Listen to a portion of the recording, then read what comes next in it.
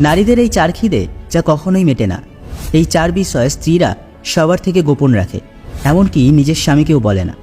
স্ত্রী হলো সংসারের সবচেয়ে রহস্যময় সৃষ্টি, যাদেরকে ঘিরে এমন কিছু তথ্য লুকিয়ে রয়েছে যা জানলে আপনি অবাক হয়ে যাবেন। স্বয়ং সৃষ্টিকর্তা যখন নারী সৃষ্টি করেছিলেন, তিনি অনন্য অনুভূতি লাভ করেছিলেন। শুধু হিন্দু পুরাণ নয়, চাণক্য নীতিতেও রয়েছে এমন অনেক কথা যা আজকের সময়ের সাথে হুবহু মিলে যায়।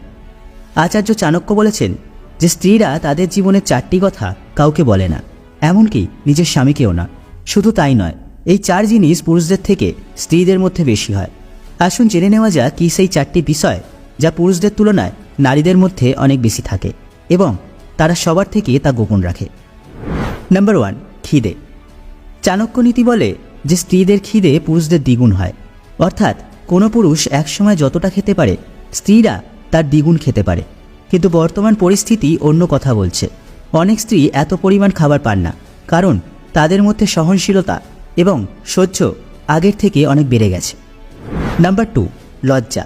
চাণক্য বলেছেন স্ত্রীদের লজ্জা পুরুষদের থেকে 4 গুণ বেশি হয়। তারা কোনো কাজ করার আগে অবশ্যই ভেবে নেয় যে এতে তার পরিবারের কোনো ক্ষতি হবে না তো। পুরুষদের মধ্যে এই বৈশিষ্ট্য একটু কম থাকে, যে কারণে তারা কোনো কাজ করার আগে অতটা ভেবে দেখে না। নাম্বার 3, সাহস। চাণক্য নীতি অনুসারে স্ত্রীদের মধ্যে পুরুষ অপেক্ষা 6 গুণ বেশি সাহস থাকে। তারা যদি ভেবে নেয় যে একটা কাজ করতে হবে, তাহলে সেটা করে দেখাবেই, যেটা পুরুষদের মধ্যে সবসময় দেখা যায় না। এজন্যই হয়তো স্ত্রীদের শক্তির স্বরূপ মনে করা হয়েছে। নাম্বার 4, কামবাসনা। আচার্য চাণক্য বলেছেন যে স্ত্রীদের মধ্যে কামবাসনা পুরুষদের তুলনায় 4 গুণ বেশি হয়। কিন্তু স্ত্রীদের মধ্যে লজ্জা শরম বেশি হওয়ার কারণে অনেকেই এই বাসনা কাউকে বুঝতে দেন না। ধর্ম এবং সমস্যার কথা মাথায় রেখে পরিবারের দেখভাল করতে থাকেন। চাণক্য বিশ্বাস করতেন যে স্বামী স্ত্রীর সম্পর্ক দৃঢ় এবং স্থিতিস্থাপক।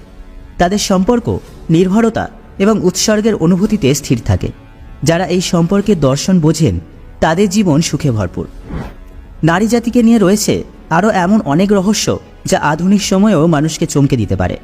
আজকের ভিডিওটি সম্পর্কে আপনার মূল্যবান মতামত দিতে ভুলবেন না। আর এরকমই ইনফরমেটিভ